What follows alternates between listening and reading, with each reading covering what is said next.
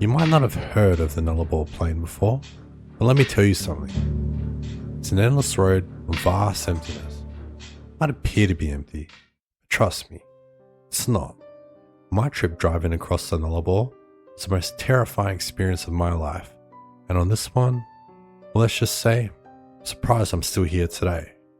I decided to drive across the country, from Perth, Western Australia to Melbourne, to spend a little time with the family. I was in between work, and I intended on making the most of this trip, so I planned on stopping along the way to do a bit of fishing and camping. I had originally planned to bring a mate along, but as life would have it, at the last minute that douchebag bailed, so I packed up the old Ford and I hit the road. First part of my journey went well. I'd driven most of the day and got to my first destination. It was a campsite along the coastline. I set up my annex on the car, and I got my fishing rod out, and I walked down to the beach to throw a line in. I had the beach to myself, and no other campers had turned up, and that suited me just fine. I spent the night catching a few fish, and eventually went to sleep around midnight. The next morning, I packed up and hit the road again.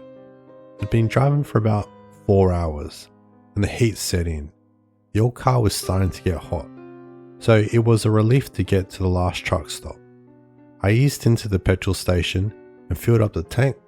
It's a long way between fuel stations and not a good idea to run out of petrol, so I topped up my jerry can as well. Apart from the few cars parked out in front of the cafe, there wasn't much signs of life. With the heat setting in, I mentioned a few locals were probably staying indoors, not wanting to brave that 40-degree heat. So I paid for my fuel and walked back over to my car. Across the car park stood a cop. He had a weather-beaten face and was wearing a cowboy hat. I nodded my head to acknowledge him, but I got no response back. So I got back in my car and I drove slowly past him. I don't know why, but the vibes emanating from him were not good. This guy had a cold, hard stare. I drove on out, eager to hit the road, put some distance between myself and that cop. It was a late afternoon and hot as Hades, so the tire on the road was melting under the blistering heat. My old car wasn't liking the heat, so I turned off onto a side road and slowly made my way to the coastline. There were plenty of camping spots along the way, but many were a good half hour's distance from the main road and very isolated. I didn't worry about much, but because I was a sizable guy, I knew how to handle myself. I also had plenty of camping experience. I got to the camping ground to look around and decided to park behind a sand dune as the wind was picking up off the coast. I didn't fancy on chasing my camping equipment around. It got to about 9 p.m. and the wind had died down, so I picked up my rod and walked down to the beach to get in a bit of fishing. The sound of the gentle waves was hypnotic, and the feel of the cool water on my feet made me feel sleepy. So, now it gets interesting. I opened up my camp chair and I sat down, getting my rod positioned into the sand. I'd been there for about an hour when I began to notice a fog coming in off the ocean. I don't know why, but it creeped me out. So I packed it in and I walked back to my campsite. While I was putting my gear away, I noticed a light coming off the ocean. It's not the moon, so I assumed maybe it was a passing ship or an aircraft of some kind, and it seemed to radiate a strange energy that felt spooky. I told myself to stop being stupid, and I put it down to having an overactive imagination. As it came closer, it grew larger, and it began to pulsate more and more. It was something I'd never seen before, and something I wasn't sure I wanted to experience. So I packed up my car and decided to drive back to the main road. I had hoped that the light would not travel any further inland towards me, but that wasn't to be. It seemed to be following my car around, and it was now obvious to me that I was experiencing something not normal. The track was pretty rough, and I felt every bump as I pushed my car over that rough terrain. I was trying to watch out for kangaroos, as they could appear out of nowhere and do a lot of damage to a car. Suddenly, the back wheels lost traction, and I felt the car lift off the ground. "What the hell?" I yelled, while I looked into the rear view mirror. Somehow the pulsating light sent some kind of charge out, and I had a hold of the vehicle. I revved the engine and put my foot down on the pedal. "Shit!" I yelled, while fighting for control of the wheel. I took off like a bat out of hell, while the pulsating light kept pace with my car. It did not seem to matter how fast I went. The light stayed above the car and kept sending out charges which were now causing my car to strain. I tried to keep an eye on where it was positioned and drive as fast as I could without crashing.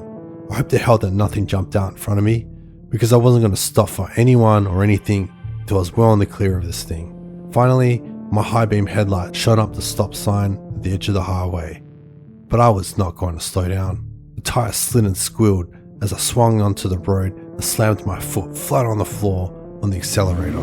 The old car's engine roared, straining against the force that was holding back the wheels. Damn it, damn it, damn it! As I shouted at the pulsating light as it once again dropped the car back down onto the road. Again I gunned it as the car strained against the invisible pull, finally breaking free, and away I went, speeding down the highway at full speed. It didn't seem to matter how fast the car went.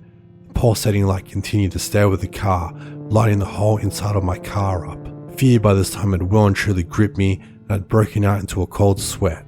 My hands had got clammy, and it was a struggle to keep a good grip on the steering wheel when I braced for the lifting sensation. This time, all four wheels came off the ground in the grip of this unseen force.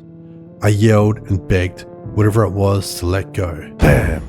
Down the car crashed, back onto the surface of the road. Suddenly, lights started to come in the distance from the opposite direction, so I flashed my headlights, hoping to get the attention of whoever it was. The pulsating lights above me suddenly swept out to the front of the car and headed towards the oncoming headlights. I felt a rush of relief and also a rush of fear for whoever it was that was coming in the opposite direction. By this time, the pulsating light was between my car and the other car. I was torn between still driving like a bat out of hell or slowing down to warn the other driver. As we drew closer, I saw the other vehicle had stopped as the headlights were not moving. The pulsating light by this time seemed to be directly over the opposite vehicle. I slowed the vehicle right down when I realized the other car was the cop car that I'd seen at the truck station. Standing beside the cop car stood the weather-beaten old copper with his double-barrel shotgun. As I approached, he waved me to keep going while I looked up at the pulsating light. I passed slowly by, looking back in my rear vision mirror only to see the cop raising the shotgun in my direction. Shit! I yelled when I heard the blast going off, expecting bullets to come through the car. That bastard is mad! I yelled out as I put my foot down on the pedal. As I sped away, I watched as the old cop lift up his gun again, and I realized he wasn't shooting at me, but he was firing at that huge ball of light.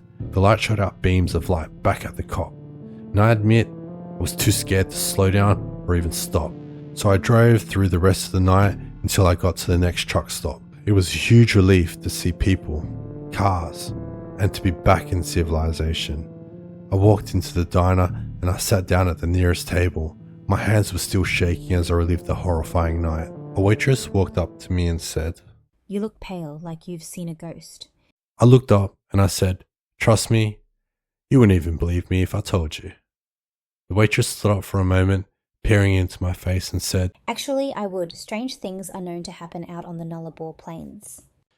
She then turned and walked away from me. So I've got some advice for you. If you're ever driving across the Nullabor plains, beware of the Min lights. If you don't believe me, go and try your luck for yourself. Like I said, I'm not one to easily believe in myths and legends, but what I experienced firsthand, I wouldn't wish on my worst enemy.